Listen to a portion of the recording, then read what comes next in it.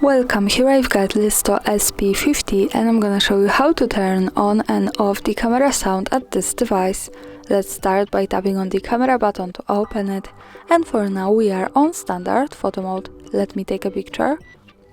As you can hear, the sound is turned on. To turn it off we have to tap on this button above the shutter, so we get access to more modes of this camera, and also the left side button, so let's pick it.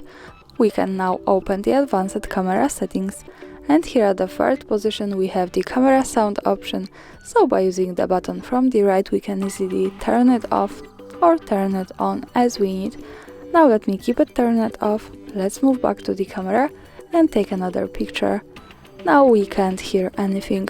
Of course, when we tap to this button above the shutter and then to the left one, to the camera sound, we can turn it on and hear it again.